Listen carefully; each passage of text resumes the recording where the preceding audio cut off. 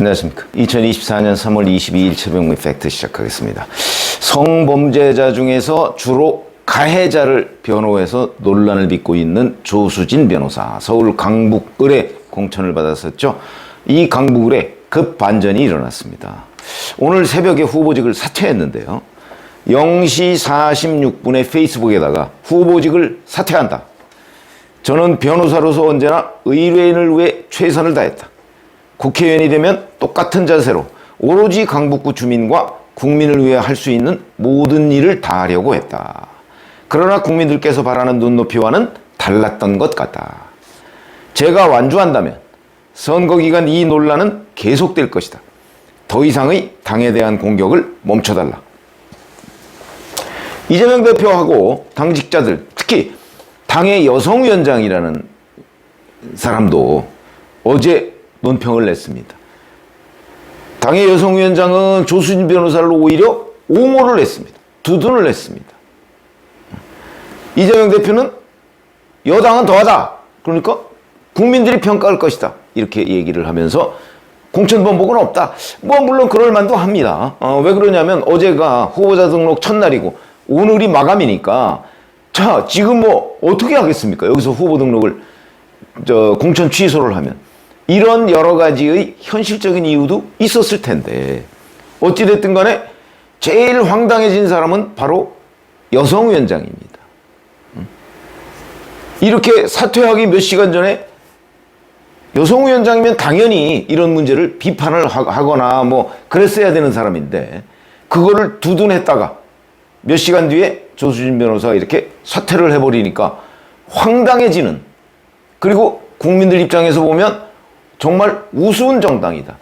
민주당 여성위원장 내지는 그 전에 여성으로서의 자기 정체성을 지켰느냐, 이 사람이 이런 비판을 받지 않을 수 없는 상황이 돼버렸다. 이런 거고요. 자, 근데 이제 조수진 후보자가 이렇게 사퇴하게 된 원인 이런 것들을 보면 본인이 여기에 나왔듯이 현재까지 나온 게 굉장히 악성입니다. 물론 변호사는 누구든 변호하고 할 수 있고요. 살인자도 변호할 수 있습니다. 그러나 변론의 논리라는 게 있죠. 이 사람이 살인을 할 수밖에 없었던 이유, 이런 거.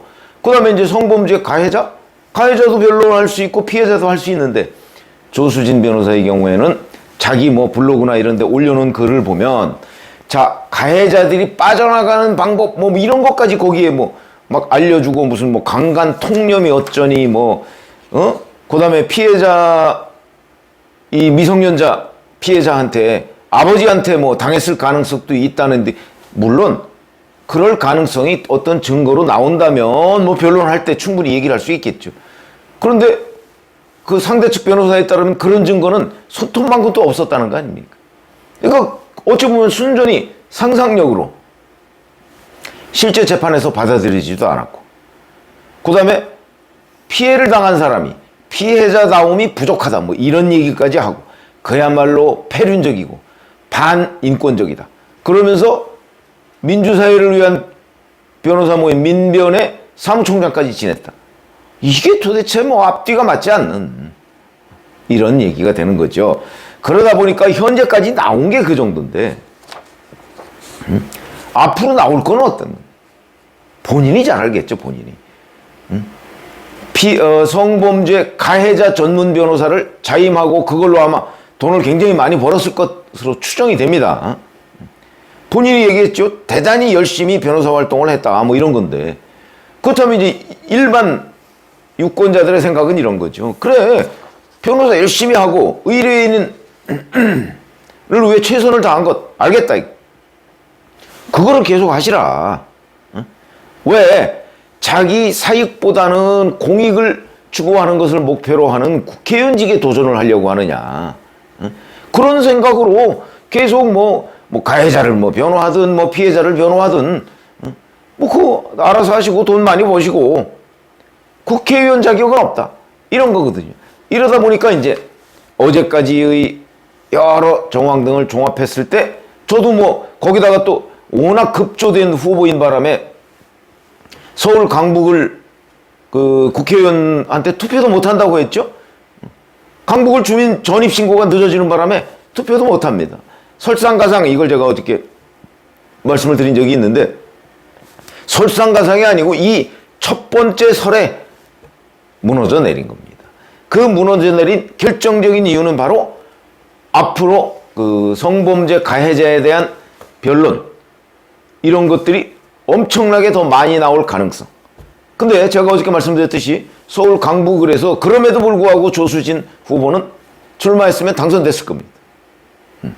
여성단체의 반발, 이런 것들이 막 확산돼가는 기류임에도 강북을에서는 당선됐을 것이다. 그러나 이제 문제는 서울 지역의 다른 지역이 문제가 되는 거죠. 아니, 우리 유권자들의 절반은 여성입니다. 물론 그렇다고 그 사람들이 반민주당 이런 건 아니겠지만, 적어도 이런 사람을 공천하고, 그 다음에 당의 여성위원장이라는 사람이 이렇게 문제가 되는 사람을 두둔하고, 이런 상황에 대해서는 이게 서울 지역에 있는 다른 그 후보자들한테 영향을 미칠 것이다. 아마 본인도 그런 점을 굉장히 우려했을 겁니다. 나는 당선될 수 있는데, 자기는 그야말로 유시민 작가 말대로 길에서 배지를 주었는데, 그러나 자기로 인해서 다른 사람이, 그리고 여기도 그 얘기가 나오죠. 완주하면 선거 기간 내내 이 논란이 계속될 것이다. 그렇죠. 지금부터 이제 19일 남았는데 19일 동안 이 조수진 논란, 오늘 아침에도 각 언론 매체의 거의 머리를 장식하고 있습니다. 이 논란이 왜 국민들의 반은 여성이라고 제가 하지 않았습니까? 그만큼 관심이 큰 겁니다. 그냥 일반적인 어떤 변론의 수준을 훨씬 뛰어넘어서 2차 가해까지 변호사가 지금 저질렀다 라고 하는 점에서는 서울 지역의 다른 후보들에 미칠 영향 같은 걸 고려했을 것으로 보인다, 이런 거고요. 그래서 어제 이제 심야 아마 민주당 지도부 회의를 통해서 이 조수진 후보의 문제를 원래는 계속 가져가려고 했는데 몇 시간 전까지만 해도 도저히 안 되겠다. 그래서 지금 언론 보도에 따르면 그 심야 회의에서 조수진 후보의 사퇴 문제를 논의했다고 합니다. 그러니까 이 사퇴가 자진 사퇴가 아니고 당의 권유에 의해서 당이 사실상 공천 취소를 한 거와 마찬가지다, 이렇게 판단이 되고요. 자, 이렇게 되면 이제 서울 강북을 공천은 어떻게 되는 것이냐, 이게 문제가 되죠. 오늘 하루 시간이 있습니다. 지금 아직 새벽인데 시간이 있으니까 오늘 오후 아마 6시까지 후보자 등록을 마치면 될 겁니다. 그러면 이제 일단 떠오르는 게 박용진 의원 재공천 문제겠죠. 현행 선거법에 보면 해당 지역구에서 경선에서 패배한 사람은 다시 출마할 수 없습니다.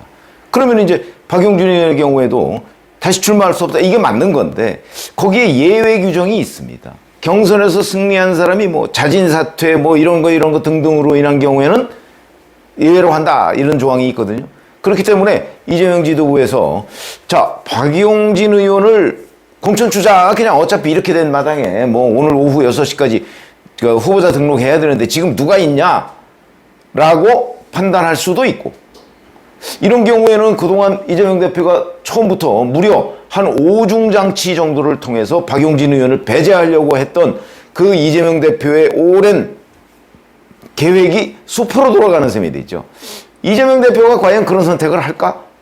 글쎄, 예상하기 쉽지 않습니다. 저는 아마 그런 선택을 하지 않을 가능성이 더 많다. 그러면 어떻게 되느냐? 그러면 이제 예를 들어서 그 지역에 다른 사람, 박용진 의원이 아니고, 그러니까 이제 정봉주 공천 취소했죠? 이제 조수진 자진 사퇴했죠? 그러면 그 지역에 없지 않습니까? 예를 들어서 같이 이제 3인 경선을 했던 이승훈 변호사도 있을 수 있고, 아니면 이제 한민수 대변인, 그 다음에 대장동 변호인인 조상호 변호사, 이런 사람들 다 있을 수 있거든요. 그동안 언론에 보도된 내용을 종합해보면. 그러니까 아마 그런 사람 중에서 선택할 가능성이 더 높은 것 아닌가, 전 이렇게 봅니다. 그래서 여기서 끝까지 박용진은 안 된다, 아마 이런 뜻을, 이재명 대표의 뜻을 관철시키려고 하지 않을까, 이렇게 판단이 되고요. 자, 이제 이렇게 됨으로써 서울 강북을의 이른바 공천 파동인데, 이 공천 파동은 이제 한 국면을 넘어가게 되는 거죠. 두 번의 공천 취소 내지 자진 사퇴를 통해서 이제 다음 국면으로 넘어가게 되는데, 그러면 그 지역의 선거는 어떻게 될 것인가? 이제 이런 것들이 관심인데, 아시다시피 뭐 유시민 작가가 길에서 배지를 주었다라고 할 정도로 강북을에서는 압도적으로 민주당의 지지가 앞서고 있습니다. 지금 박용진 의원의 경우 64%가 4년 전에, 그리고 8년 전에도 51%인데 그때 51%인 이유는 국민의당 후보가 뭐 12%인가를 가져갔기 때문에 표가 나뉘어졌는데도 51%. 그런 점으로 본다면 누굴 공천해도 거기는 당선되는 데는 아무 문제가 없다. 다만 여파는 2번씩이나 공천 파동을 겪었다는 그 여파가 이제 서울 지역 다른 그 지역구에 약간의, 그것도 뭐 큰 영향은 미칠 것 같지 않습니다. 이제 사퇴를 해버렸기 때문에 약간의 영향을 미치게 될 것이고, 또 하나 이제 유탄을 맞은 케이스가 바로 이재정 여성위원장이죠. 뒤늦게 이 논란에 뛰어들어서, 자, 그런 사례로 재단을 말아야 된다. 그럼 뭘로 후보자의 자격을 심사하죠? 이렇게 해서 조수진 변호사를 거의 막판 국면에 남들은 지금 다 이탈하는데 자기는 거기 뛰어올라서 두둔했다가 그 피해를 오로지 다 뒤집어 쓰는, 차라리 침묵했으면 그 여파는 계속 있을 것으로 보인다. 이렇게 말씀을 드릴 수가 있겠습니다. 고맙습니다.